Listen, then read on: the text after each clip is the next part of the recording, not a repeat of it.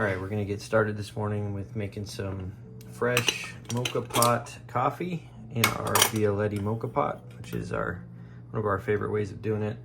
So you wanna just take this little guy out, and you're gonna see there's a little nodule here that you're gonna pour water just underneath. And we like to use warm water to do that. It doesn't have to be boiling, but it can be hot and that's fine. And it kind of speeds up the process a little bit. So again, we're just gonna go to right underneath that little mark that we had mentioned.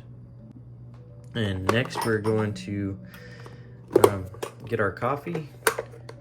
And we like to use Vescovi's Moka Crema coffee, but you can use any fine ground coffee that's meant for mocha pots. Will do just fine. And we're gonna go ahead and fill this up.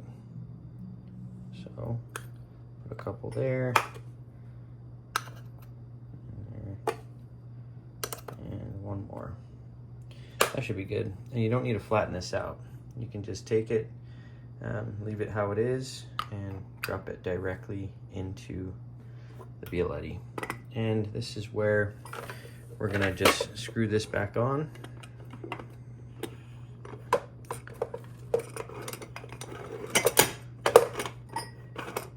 And it'll be a little hot. We just get it just to where it's tight. And then we're going to move that directly onto the heat. And you can already start to hear that bubbling up at the bottom. So we're gonna open the lid and we're gonna let this sit. And in the meantime, we'll prep our cups and our milk. We like to make cappuccinos or flat whites, cortados sometimes, and we'll generally use our milk frother that we have from Espresso, but you can use anything you want to froth the milk. While the coffee's getting ready, I'm gonna put a little bit of sugar. We like to use the golden monk fruit sugar, which is really tasty and goes great with coffee. And now we're just gonna add a little milk into our frother. We usually pour to just right underneath that little nodule there at the top. And we'll put that on here in just a moment when our coffee's getting ready to go. So I think it's important to mention during this process that the heat is on low, and we like to make our coffee this way. You can blast the heat and you'll get the coffee coming out super quick, but you don't want that. You want it to come out slow. And this is getting ready to start coming out, so when it does, we'll show you what I mean. It should just be a slow trickle out. If you get too hot in there, your coffee will turn bitter and it just won't be very good. We use a little heat plate at the bottom. You don't need to do that though with these. There you go. See how slowly that came out? Perfect pour. Now this is just gonna trickle in, pour a nice, delicious, chocolatey pour. And it smells amazing. And so we're gonna fill this up to right to the left there. You can kind of see where the spout is, right to the bottom of where that spout converges.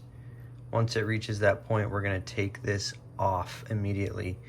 I've seen a lot of people that wait for the bubbles to start and for it to start really getting intense at the top. I don't like to do that. I pull it as soon as it reaches that mark. And if you do that, you won't have bitter coffee from being overheated in the mocha pot.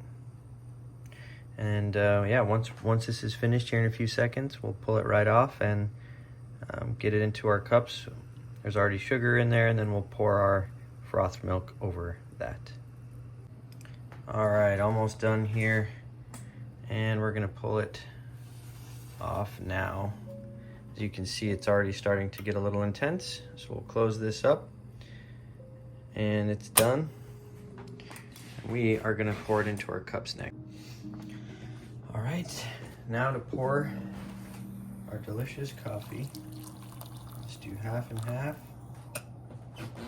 And just pour it nice and even.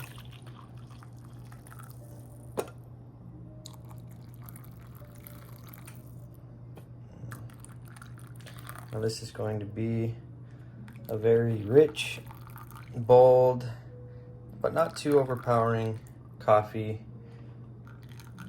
And once the milk goes in, it will really add a great dimension to this.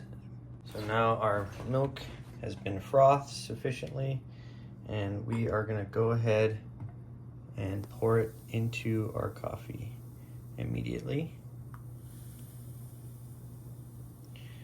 And you can see we have a delicious cup of coffee to enjoy.